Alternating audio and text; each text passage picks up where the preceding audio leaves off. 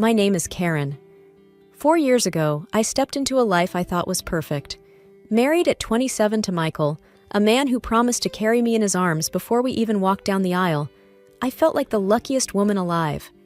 He wasn't just my husband, he was my best friend, my confidant. We shared everything, from morning coffees to late-night dreams about our future.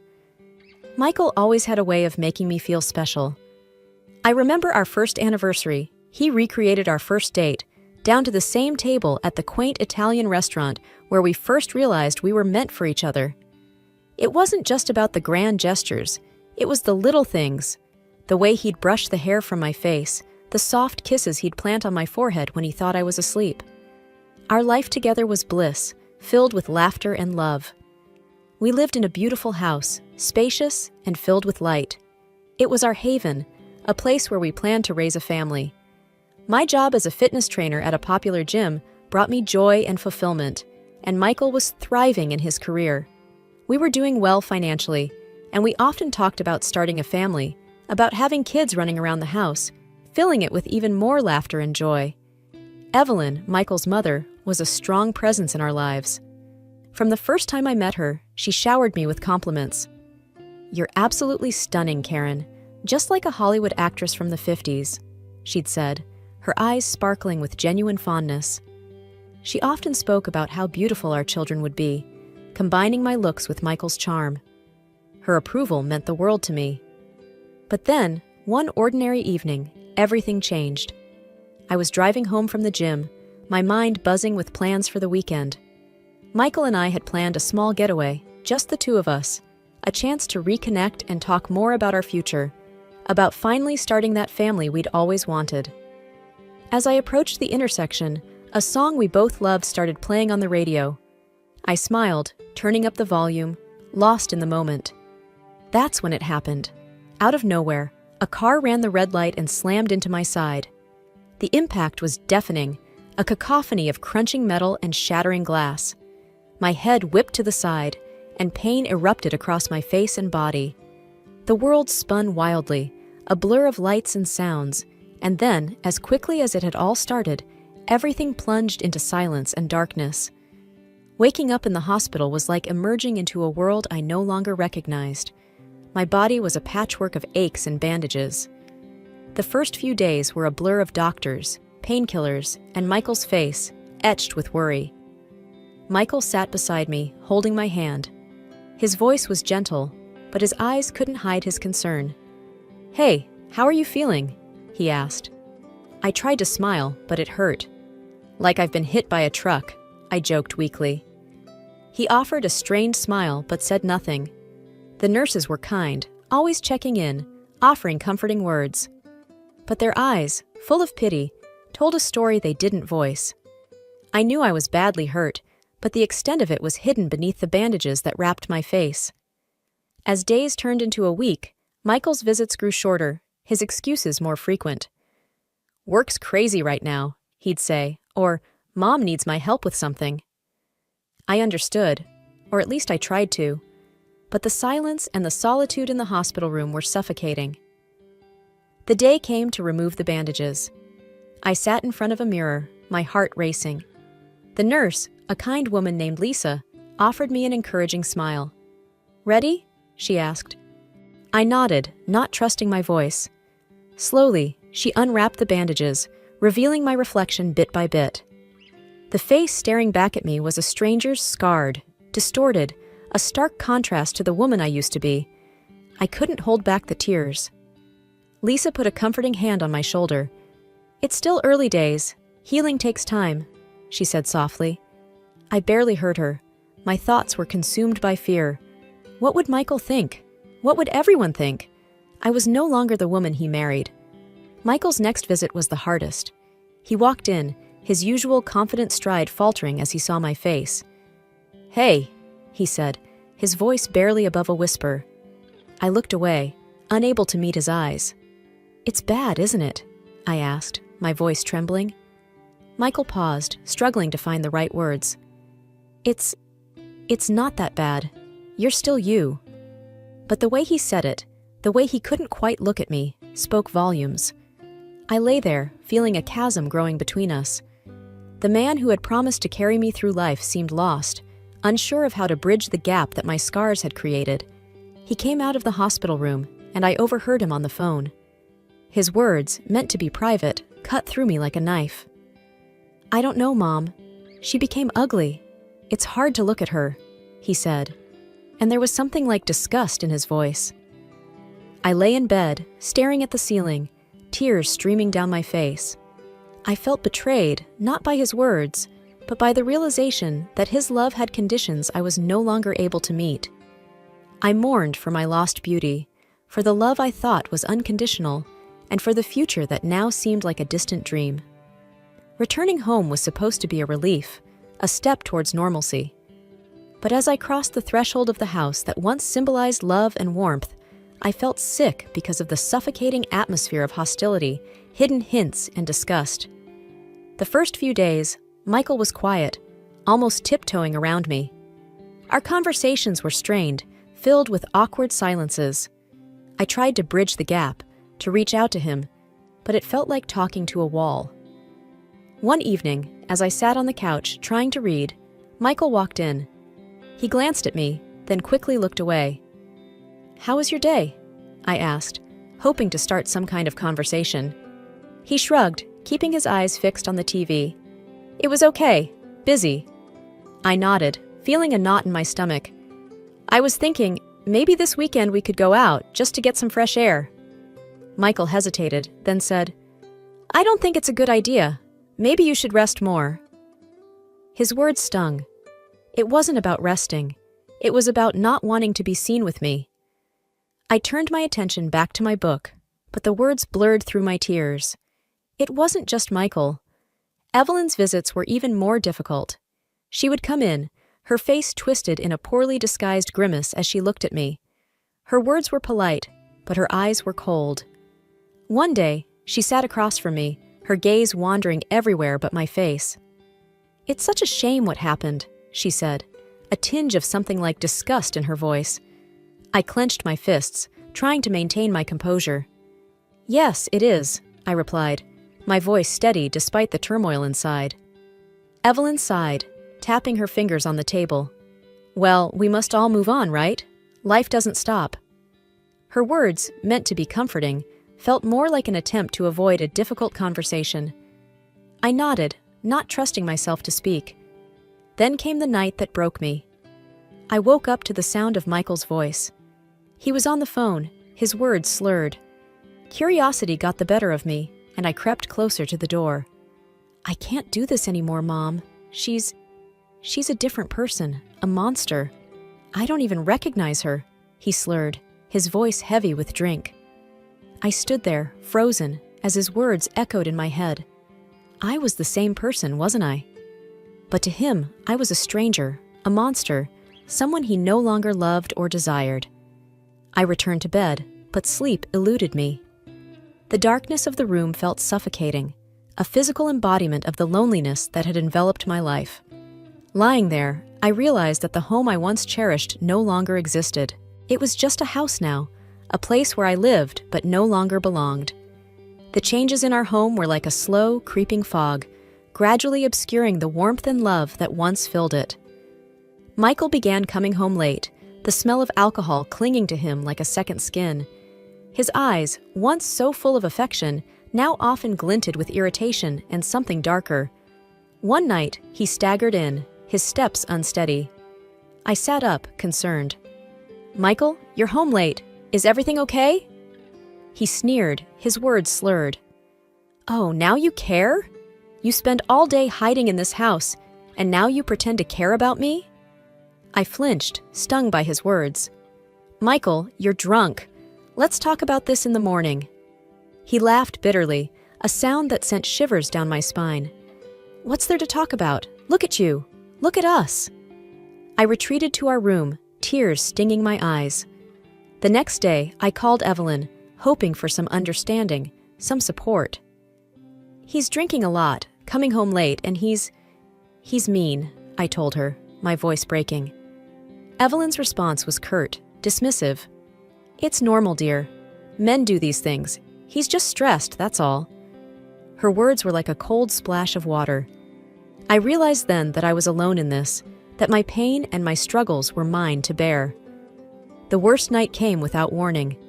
I woke up to bright flashes of light. Blinking away sleep, I saw Michael standing over me with his phone, taking pictures. His face was twisted in a drunken smirk. "What are you doing?"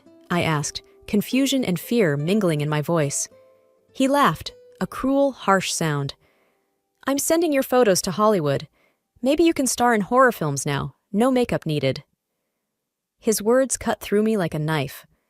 I lay there, frozen, as he continued to snap pictures, each click of the camera shutter a punctuation mark to my humiliation. After he left, I turned my face into the pillow, my body racked with sobs. The tears came in torrents, for the man I had lost, for the love that had turned to cruelty, and for the life that seemed to be slipping through my fingers. Humiliated by Michael's cruel remarks and feeling increasingly alienated, I started wearing a mask at home. It was a plain, white mask, hiding the scars that had become the focus of my existence. It was a small shield against the pain, a barrier between me and the world that had turned so cold. As I adjusted the mask one morning, looking at the blank face staring back at me in the mirror, my phone rang, cutting through the silence of the room. An unknown number flashed on the screen, and with a hesitant hand, I answered. "Hello, is this Mrs. Johnson?" The voice was unfamiliar, cautious yet sincere. "Yes, it's me. Who's this?" I replied, curiosity piqued. "My name is John. I was the father of the young man in your accident," he said, his voice laced with regret. A mix of emotions washed over me. "Oh, I see," I managed to say, my voice barely above a whisper. John paused before continuing. "I can't express how sorry I am for what happened. My son was troubled, and what he did, it was unforgivable. I want to do something to help, to make amends." His words, unexpected and heavy with sorrow, left me momentarily speechless. "How can you help?" I asked, skepticism mingling with a faint spark of hope. "I'd like to meet and discuss it in person. Would that be okay?" John's request was earnest, almost pleading. After a moment of hesitation, I agreed to meet him. Sitting across from John in a cafe, his eyes filled with remorse, I listened as he spoke. "Karen, I want to offer financial support for any surgeries or treatments that might help you," he said, his voice steady but filled with emotion. The offer was both overwhelming and tempting. I need to think about it," I replied, my mind racing with possibilities. I kept the meeting and the offer a secret from Michael and Evelyn. Their reactions, I feared, would only add to my confusion and pain. After days of internal debate, I decided to accept John's offer. I arranged consultations with plastic surgeons, discussing what could be done to help heal my scars. To Michael, I mentioned only that I was going for routine medical treatments. He didn't ask for details, and I didn't volunteer any, his indifference a stark contrast to the storm of emotions raging inside me. On the day of the surgery, as I lay on the operating table, the mask was removed, and for a moment I faced my scars unflinchingly. Closing my eyes, I allowed myself to dream, to hope for a future where the woman in the mirror would be someone I recognized, someone whole. Weeks turned into months since the surgery, and with each passing day, my face healed, slowly returning to what it once was. But I kept this transformation hidden under my mask, a secret held close to my chest. Michael, lost in his own world, didn't seem to notice or care. The day I returned home from my final follow-up appointment, the mask firmly in place, I braced myself. Michael and Evelyn were there, their expressions clouded with disdain as I walked in. The air was thick with unspoken contempt, a familiar yet unwelcome presence in what used to be our home. Michael's eyes met mine briefly before he looked away, his lips curling into a sneer. "Look at you, hiding behind that mask. Can't even face the world," he muttered. I remained silent, the mask my armor against his words. Without warning, he thrust a stack of papers towards me. They fluttered to the ground, divorce papers, a stark symbol of our failed marriage. "I'm done with this farce," he spat out. "Sign these and let's end it." I felt a cold calm settle over me. Picking up the papers, I signed them without a word, my pen steady, my resolve firmer than ever. Evelyn, standing nearby, scoffed. Good riddance. We don't need an ugly reminder of your failure in our lives. Her words, meant to wound, barely grazed me. I had grown beyond their reach. With a small smile playing on my lips, I reached up and removed my mask, revealing my face, almost as it was before the accident. The shock on Michael's and Evelyn's faces was a picture I'd remember forever. Michael's eyes widened, his mouth opening and closing like a fish out of water. Evelyn's hand flew to her mouth, her earlier poise crumbling. But how? Michael stammered, taking a step towards me. I looked at him, my smile growing. You were too busy wallowing in your own misery to notice me, to see the person you vowed to love in sickness and in health. Michael's face crumbled, his earlier bravado fading. Please, let's start over. We can forget all this happened. I laughed, not out of joy, but because of the absurdity of his words. Forget? No, Michael. I won't forget how you treated me, how you made me feel. I'm leaving, but not because you or your mother want me to. I'm leaving for me. I gathered my bag, my signed divorce papers in hand, and walked past them, out of the house that was no longer a home. Their shocked faces were the last image I took with me, a reminder of how far I had come and the new life that awaited me. Starting over wasn't easy, but it was necessary. I moved into a small apartment, a space that was mine alone. It was here, among unpacked boxes and bare walls, that I began to rebuild my life. Returning to work at the fitness center was a big step. The familiar smell of the gym, the sound of weights clinking. It was comforting. My colleagues welcomed me back with open arms, their smiles genuine and warm. Hey Karen, you're back. We missed you around here, said Lisa, one of the trainers. I smiled, feeling a sense of belonging. It's good to be back. I've missed this place. As I resumed training sessions, I felt a renewed sense of purpose. With each class I taught, I grew stronger, not just physically, but emotionally too. I was finding myself again, rediscovering the woman who loved her job, who took pride in her strength. One day, after a particularly grueling session, I sat down on a bench, catching my breath. That's when John walked in. I hadn't seen him since our meeting at the cafe months ago. Hello, he said, a tentative smile on his face. I was in the neighborhood and thought I'd stop by. How are you? I stood up, surprised but pleased to see him. I'm doing well, thank you. It's good to see you, John. We talked for a while, about mundane things at first, the weather, the gym. Then, the conversation shifted to more personal topics. I never got the chance to thank you properly, I said, my voice sincere. Your help. It changed everything for me. John's smile was warm. I'm just glad I could do something to make amends. You've come a long way. He hesitated for a moment before continuing. I was wondering if maybe you'd like to grab a coffee sometime? No pressure, just as friends. The invitation caught me off guard, but it was a pleasant surprise. I'd like that, I replied, a genuine smile spreading across my face. As I watched him leave the gym, I felt a flutter of excitement, a feeling I hadn't experienced in a long time. It was the beginning of something new, a chance to explore life from a fresh perspective. That night, as I lay in bed in my new apartment, I thought about the twists and turns my life had taken. There was still pain and healing ahead, but there was also hope. Hope for a future that was mine to shape.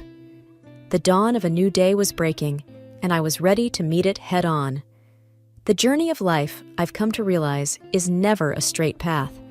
It twists and turns, bringing challenges and surprises along the way. Since my divorce, I've been rediscovering who I am, but not without unexpected obstacles. Michael, unable to accept the end of our marriage, began reaching out, trying to rekindle what we once had. His persistence, a stark contrast to his earlier indifference, forced me to seek legal means to ensure my peace. It was a difficult decision, but necessary for my well-being. The day I stood in court, asking for a restraining order, I felt a mix of sadness and determination. Sadness for what our relationship had become, and determination to protect my newfound independence. Meanwhile, my relationship with John was blossoming into something beautiful and profound. He was a constant source of support and understanding.